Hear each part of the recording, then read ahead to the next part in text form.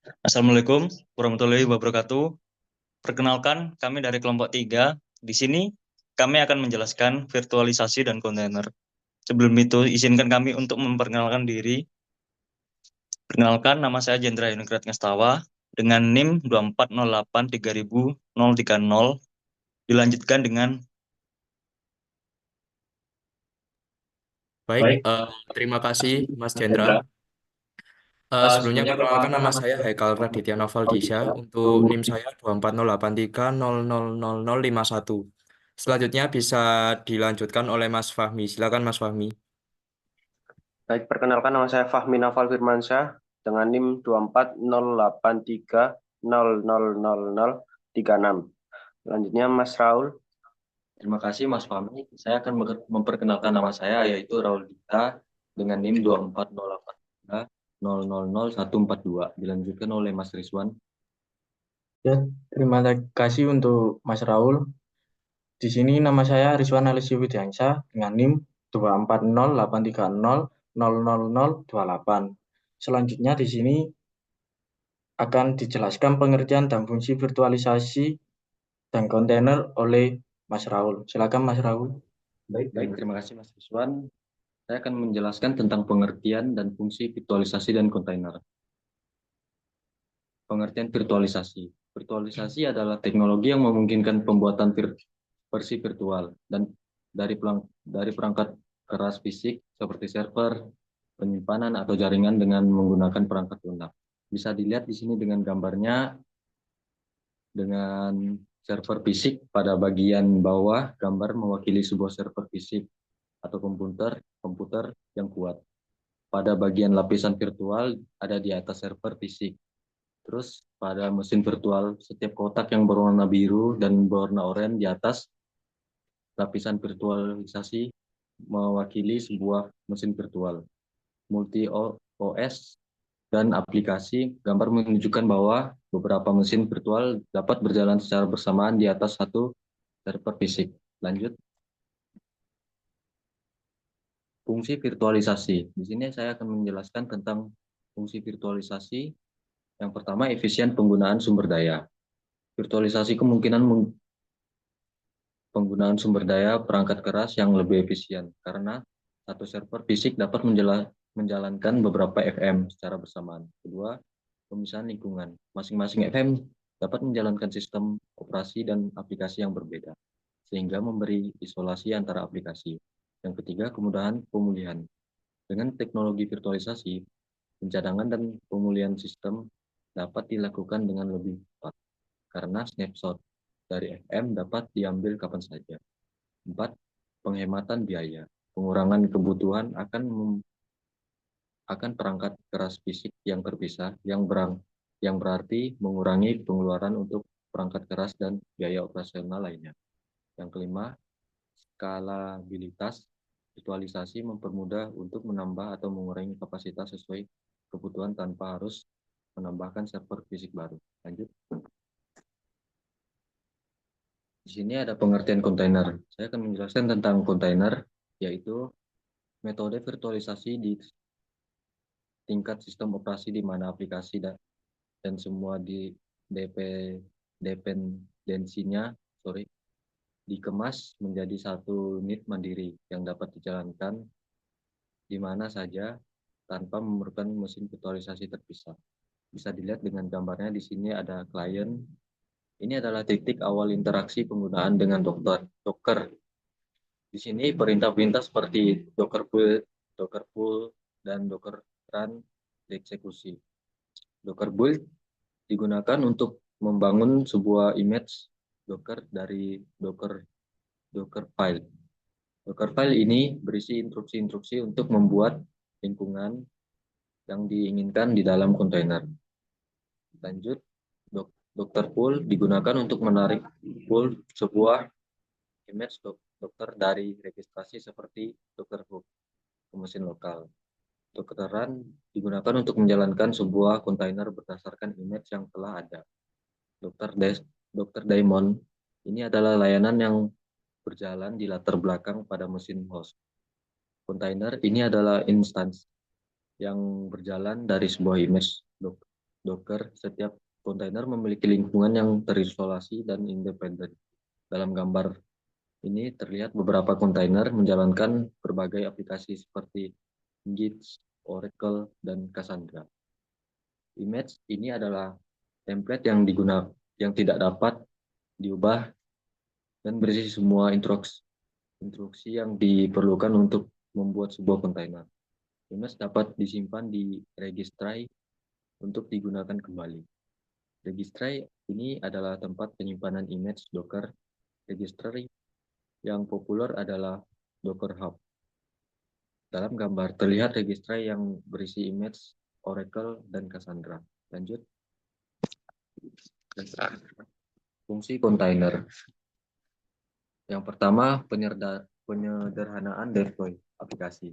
Dengan penggunaan kontainer, aplikasi dapat dikemas bersama dengan semua dependensinya sehingga lebih mudah dipindahkan antar lingkungan, misalnya dari pengembangan ke produksi.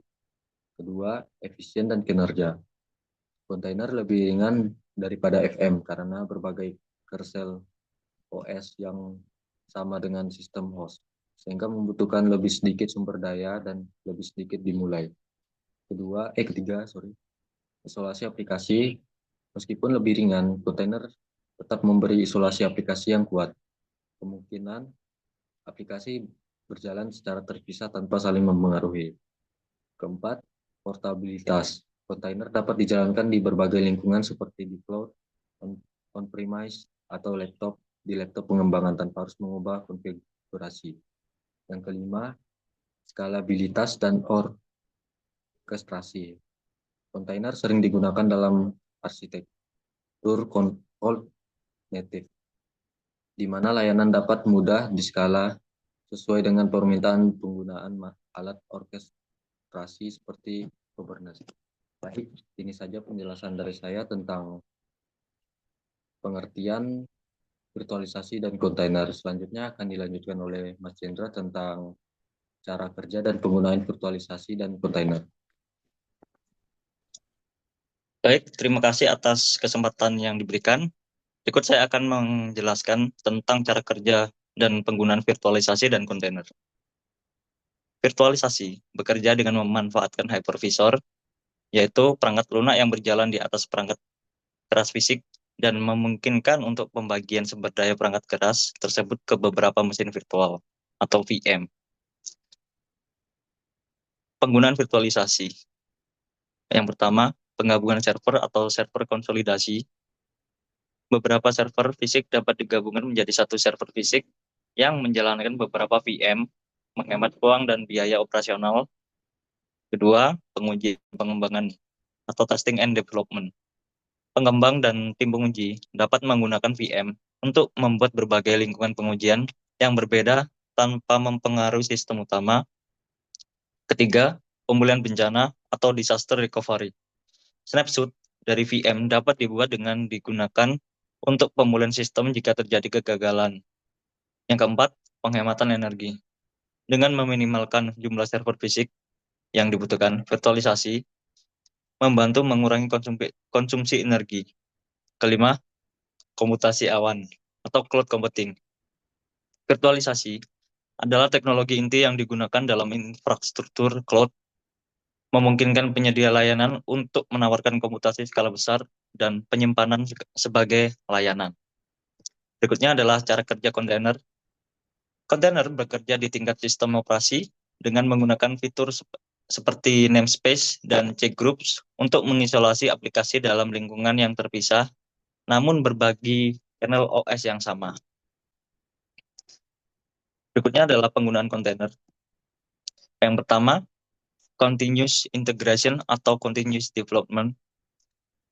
Kontainer yang sering digunakan dalam pipeline atau CI/CD karena memungkinkan aplikasi untuk diuji dan diterapkan secara konsisten di berbagai lingkungan tanpa mengubah kode aplikasi. Yang kedua, microservice arsitektur. Kontainer ideal untuk mengimplementasikan arsitektur microservice di mana setiap layanan kecil dijalankan secara terpisah dalam kontainer dan dapat diperbarui atau diskalakan secara independen. Skalabilitas dan orkestrasi. Dalam sistem cloud native, kontainer dapat dikelola dan diorkestrasi menggunakan alat seperti Kubernetes yang memungkinkan penyebaran otomatis, skalabilitas, dan pemantauan aplikasi berbasis kontainer. Yang kelima, isolasi dan keamanan. Kontainer memberikan isolasi yang kuat untuk aplikasi, menjaga agar aplikasi yang berjalan di kontainer berbeda tidak saling mempengaruhi, meskipun mereka berbagi kernel OS yang sama. Berikutnya, jenis-jenis virtualisasi dan kontainer akan dijelaskan oleh Mas Raul. Maaf, maksud saya Mas Rizwan. Silahkan, Mas. Ya, terima kasih untuk Mas Chandra untuk kesempatan menjelaskan jenis-jenis virtualisasi dan kontainer. Lanjut. Virtualisasi. Lanjut. Virtualisasi server merupakan virtualisasi server memisahkan sumber daya server fisik menjadi beberapa mesin virtual dan masing-masing dapat menjalankan sistem operasi dan aplikasi yang berbeda. Jenis ini adalah yang paling umum dan membantu meningkatkan efisien server dengan memaksimalkan penggunaan sumber daya. Contoh, VMware, ESXi, Microsoft Hyper-V. Virtualisasi penyimpanan. Virtualisasi penyimpanan menggabungkan berbagai perangkat penyimpanan fisik menjadi satu sumber daya. Penyimpanan yang dapat diakses dan dikelola dari satu titik. Ini mempermudah pengelolaan penyimpanan dan memungkinkan alokasi kapasitas secara dinamis. Contoh, VMware vSAN Net aplikasi. Virtualisasi jaringan. Virtualisasi jaringan mengabstraksi sumber daya jaringan fisik seperti router dan switch menjadi beberapa jaringan virtual dan yang terisolasi. Ini memungkinkan jaringan diatur dan dikelola secara terpisah di atas infrastruktur fisik yang sama. Contoh, VMware NSX Cisco AC. Lanjut. Virtualisasi desktop atau VDI, virtualisasi desktop infrastruktur. Virtualisasi desktop memungkinkan pengguna untuk mengakses lingkungan desktop virtual dari perangkat apapun. Lingkungan ini dijalankan di server pusat dan penggunaan mengaksesnya melalui jaringan. Contoh, Citrix Desktop, VMware Horizon. Lanjut. Virtualisasi aplikasi. Jenis ini memungkinkan aplikasi dijalankan dalam lingkungan virtualisasi tanpa harus diinstal pada sistem operasi host. Ini memisahkan aplikasi dari OS yang memungkinkan aplikasi dijalankan dengan konfigurasi dan pengaturan yang berbeda. Contoh, VMware Team Application, Microsoft Application F. Virtualisasi data. Virtualisasi data menggabungkan berbagai sumber data dari lokasi yang berbeda menjadi satu tampilan terpadu yang memungkinkan aplikasi dan pengguna mengakses data tanpa harus mengetahui lokasi fisiknya. Berikut kontainer. Kontainer sistem operasi atau OS kontainer. Jenis kontainer ini memungkinkan beberapa instansi dari sistem operasi berbagi kernel yang sama. Mereka diisolasi secara kuat tetapi lebih ringan daripada VM karena tidak memerlukan OS lengkap di setiap instansi. Contoh, Docker, LXC, atau Linux container. Lanjut. Kontainer aplikasi. kontainer aplikasi digunakan untuk mengemas aplikasi dan semua dependensinya di dalam satu unit yang dapat dijalankan secara mandiri. Jenis kontainer ini lebih fokus pada aplikasi itu seperti dibandingkan dengan sistem operasi penuh, contoh Docker atau Podman. Kontainer multi-host. Kontainer multi-host memungkinkan kontainer untuk dikelola dan diatur di beberapa host atau server fisik. Mereka digunakan dalam skenario di mana aplikasi berbasis kontainer tersebar di banyak server, contoh Kubernetes, Docker, Swarm. Kontainer orkestrasi. Kontainer ini adalah platform yang digunakan untuk mengelola dan mengatur kontainer di lingkungan yang lebih besar. Alat orkestrasi berfungsi mengotomatisasi penyebaran, skalabilitas, dan pemantauan kontainer, sehingga aplikasi dapat berjalan di berbagai kontainer dengan mulus. Contoh, Kubernetes, OpenShift, Docker, Swarm. Lanjut. Kontainer enterprise. Kontainer ini ditunjukkan untuk penggunaan skala besar di lingkungan perusahaan dengan fitur tambahan seperti keamanan yang lebih ketat, integrasi dengan alat pengelolaan TI, dan dukungan untuk lingkungan multi-cloud. Contoh kontainer ini, Red Hat OpenShift, IBM Cloud, Kubernetes Server. Kontainer fungsi. Kontainer ini memungkinkan pengembangan untuk menjalankan fungsi aplikasi kecil atau bastion yang akan dieksekusi sebagai tanggapan terhadap peristiwa atau permintaan. Ini banyak digunakan dalam arsitektur berbasis serverless, contoh AWS Lambda, Google Cloud Foundation. Ya, selanjutnya software yang digunakan akan dijelaskan oleh Mas Haikal. Silakan Mas Haikal. Baik, terima kasih Mas Rizwan. Selanjutnya saya lanjutkan ya untuk penjelasan terkait software yang digunakan untuk virtualisasi dan kontainer. Jadi untuk yang pertama, saya akan menjelaskan untuk software virtualisasi. Untuk yang pertama di sini ada VMware, vSphere atau ESXi. Di sini VMware adalah salah satu pemain utama di dunia virtualisasi. vSphere adalah platform virtualisasi yang mengelola sumber daya perangkat keras secara efisien. Sedangkan ESXi adalah hypervisor tipe 1 yang memungkinkan virtualisasi server fisik menjadi beberapa mesin virtual. Lalu untuk selanjutnya ini adalah Microsoft Hyper-V. Untuk Hyper-V adalah platform virtualisasi milik Microsoft yang mendukung virtualisasi server dan desktop.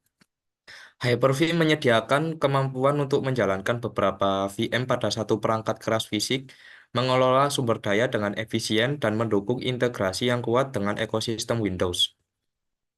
Lalu di sini ada Oracle VM VirtualBox. VirtualBox adalah hypervisor tipe 2 yang dapat dijalankan di berbagai sistem operasi.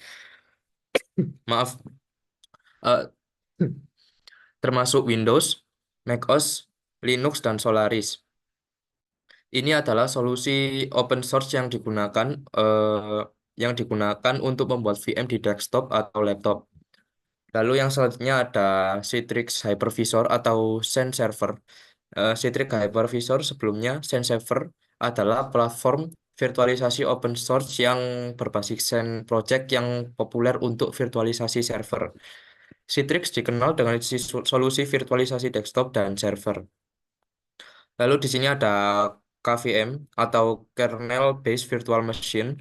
KVM adalah teknologi virtualisasi berbasis kernel Linux yang memungkinkan Linux berfungsi sebagai hypervisor. KVM mendukung berbagai sistem operasi seperti Windows, Linux, dan lainnya. Lalu di sini ada Red Hat Virtualization atau RHV. RHV adalah solusi virtualisasi berbasis KVM yang dikelola oleh Red Hat, dirancang untuk perusahaan dengan kebutuhan infrastruktur virtual yang kompleks dan besar. Lalu untuk selanjutnya di sini saya akan menjelaskan terkait software container. Untuk yang pertama di sini ada Docker. Docker adalah platform kontainer yang paling populer. Docker memungkinkan pengembang mengemas aplikasi dan semua dependensinya ke dalam satu kontainer yang dapat dijalankan di mana saja. Docker juga menyediakan alat manajemen untuk membangun, mendistribusikan, dan menjalankan aplikasi berbasis kontainer. Lalu lanjut di sini ada Kubernetes. Kubernetes adalah sistem orkestrasi kontainer yang digunakan untuk mengelola penyebaran, penskalaan, dan pemantauan aplikasi berbasis kontainer. Kubernetes bekerja dengan berbagai kontainer seperti Docker dan mendukung lingkungan cloud native. Lalu selanjutnya di sini ada Podman. Untuk Podman adalah alat manajemen kontainer yang mirip dengan Docker, namun tidak memerlukan daemon untuk menjalankan kontainer. Podman juga menawarkan isolasi yang lebih baik dalam hal keamanan, sehingga sering digunakan di lingkungan perusahaan. Lalu selanjutnya di sini ada OpenShift. Untuk OpenShift adalah platform orkestrasi kontainer berbasis Kubernetes yang dikembangkan oleh Red Hat. Jadi untuk OpenShift ini kurang lebih sama satu perusahaan dengan Red Hat. Dan OpenShift ini menawarkan berbagai alat tambahan untuk pengelolaan dan penyebaran aplikasi di lingkungan perusahaan. Lalu di sini ada Docker Swarm. Docker Swarm adalah alat orkestrasi yang merupakan bagian dari ekosistem Docker. Swarm mengatur dan mengelola sekelompok kontainer yang tersebar di beberapa host, memungkinkan aplikasi untuk berjalan dalam mode cluster. Lalu di sini ada LXC atau Linux Container. LXC adalah teknologi kontainer asli di Linux yang menyediakan lingkungan sistem operasi yang ringan dan terisolasi. Untuk LXC lebih fokus pada isolasi sistem operasi daripada aplikasi, seperti yang dilakukan oleh Docker. Lalu ada Ranchers. Untuk Rancher ini adalah platform orkestrasi dan manajemen kontainer yang mendukung Kubernetes dan Docker. Rancher menyediakan alat yang memudahkan pengelolaan klaster Kubernetes di berbagai lingkungan. Lalu selanjutnya ada GKE atau Google Kubernetes Engine. GKE adalah layanan cloud yang dikelola oleh Google yang memungkinkan pengguna untuk menjalankan dan mengelola aplikasi berbasis Kubernetes. GKE memungkinkan keorkestrasi kontainer di lingkungan cloud. Lalu di sini ada AWS, eh, Elastic Kubernetes Service atau EKS. EKS adalah layanan manajemen Kubernetes yang disediakan oleh Amazon Web Service atau AWS. EKS memungkinkan pengguna untuk menjalankan aplikasi Kubernetes di cloud AWS dengan integrasi yang dalam terhadap layanan AWS lainnya. Lalu selanjutnya di sini sudah selesai. Jadi untuk penjelasan terkait software yang digunakan untuk kontainer dan virtualisasi sudah saya jelaskan. Selanjutnya untuk spek hardware untuk sistem virtualisasi dan kontainer bisa dilanjutkan oleh Mas Fahmi. Silakan Mas Fahmi. Baik, terima kasih kesempatannya. Saya akan menjelaskan tentang spek hardware untuk sistem virtualisasi dan kontainer. Lanjut.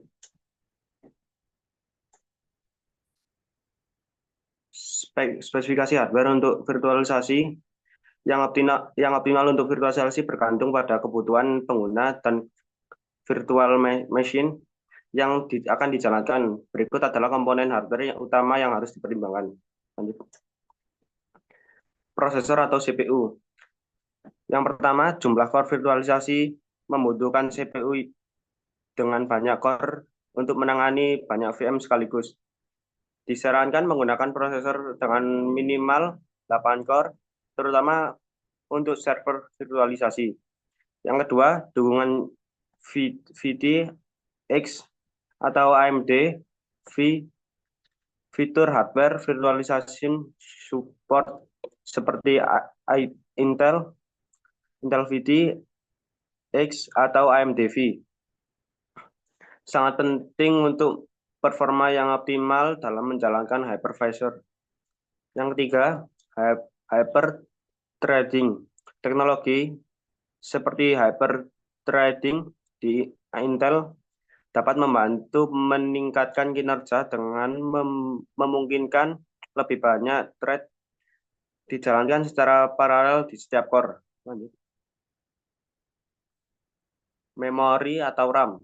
Kapasitas memori virtualisasi memerlukan jumlah RAM yang besar karena setiap VM memerlukan alokasi RAM setidaknya 32 GB RAM. Dianjurkan untuk implementasi kecil sampai menengah.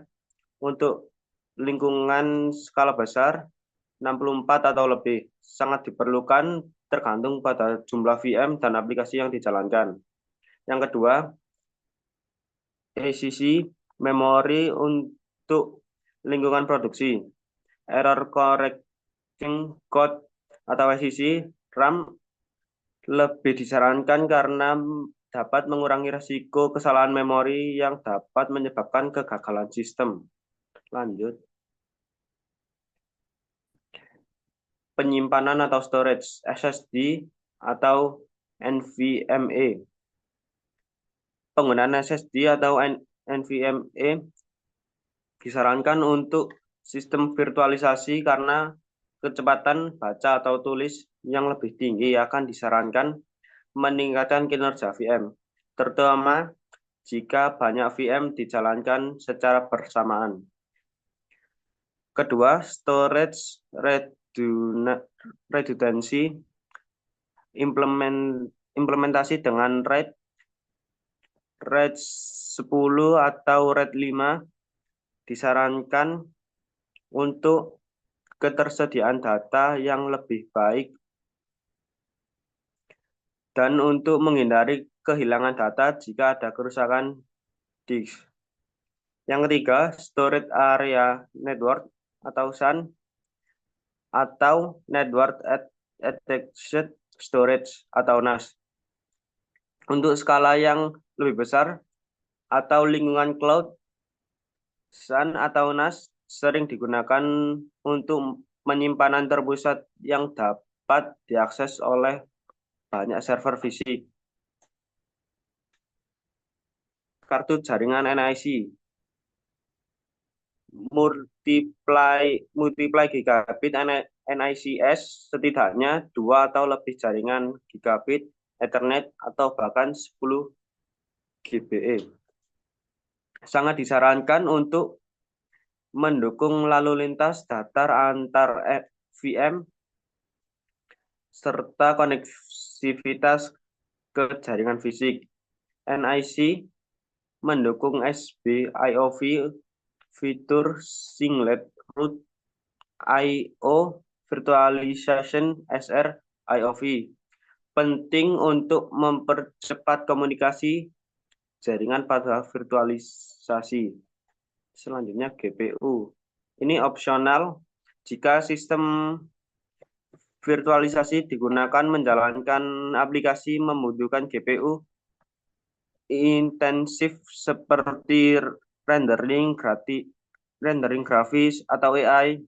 Kartu grafis khusus seperti NVIDIA, Tesla atau AMD Radeon Pro dapat digunakan terutama untuk mendukung GPU pass-through atau virtual GPU, vGPU. Selanjutnya, spesifika hardware kontainer. Untuk menjalankan kontainer secara efisien, ada beberapa spesifikasi hardware secara umum direkomendasikan tergantung pada skala aplikasi dan jumlah kontainer yang dijalankan. Berikut adalah panduan spesifika hardware untuk kontainer. Lanjut. Prosesor atau CPU. Yang pertama, jumlah core. Untuk kontainer CPU dengan beberapa core masih penting, tetapi kontainer biasanya lebih ringan dibandingkan VM 4-8 core. Sudah cukup untuk skenario kecil hingga menengah. Tetapi untuk skala besar atau lingkungan multi kontainer lebih banyak core akan lebih baik. Yang kedua, dukungan virtualisasi. Meskipun kontainer lebih ringan, VM CPU dengan dukungan virtualisasi tetap penting untuk isolasi yang lebih baik, terutama jika menggunakan hypervisor untuk orkestra kontainer. Lanjut. Memori RAM. Kapasitas memori kontainer membutuhkan lebih sedikit RAM daripada VM. Kontainer dijalankan juga harus diperhitungkan untuk hingga menengah 63 hingga 3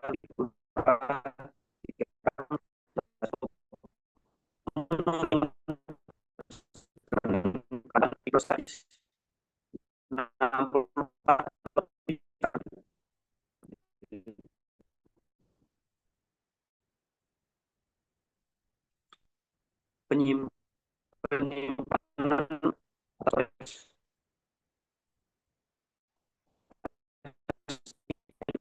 yang penting untuk kontainer. Menulis data SSD atau NVMe memberikan kinerja lebih optimal. Yang kedua, redundansi sistem penyimpanan redundansi seperti RAID atau menggunakan solusi penyimpanan berbasis cloud sangat dianjurkan, terutama untuk memastikan data tetap aman dan akses cepat. Selanjutnya NIC atau kartu jaringan. Multiple NIC, kartu jaringan gigabit Ethernet atau 10 GBE disarankan untuk memastikan konektivitas yang cepat antar kontainer dan akses jaringan eksternal. Ini penting terutama dalam skenario dengan banyak node kontainer yang berkomunikasi melalui jaringan. Yang kedua, dukungan SR-IOV untuk meningkatkan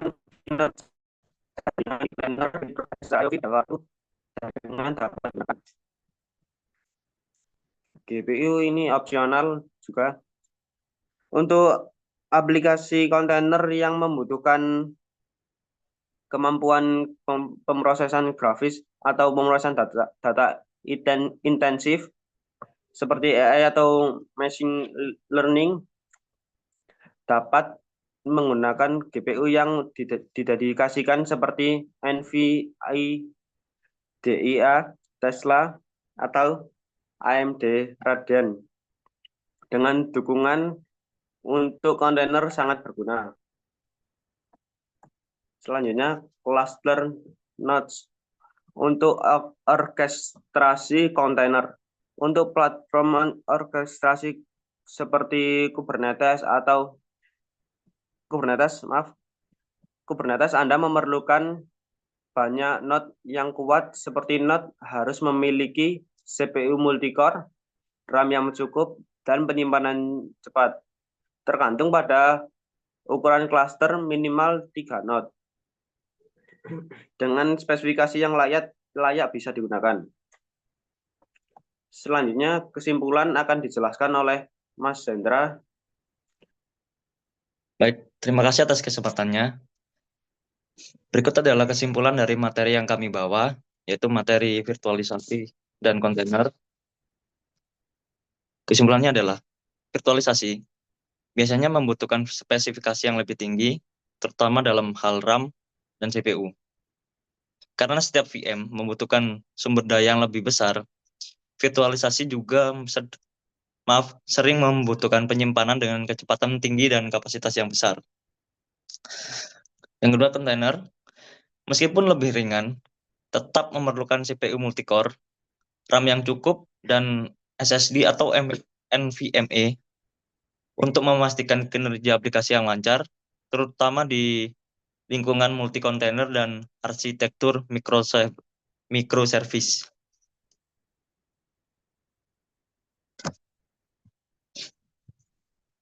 Baik, itu saja untuk materi terkait virtualisasi dan kontainer dari kelompok 3. Kurang lebihnya mohon maaf. Wassalamualaikum warahmatullahi wabarakatuh.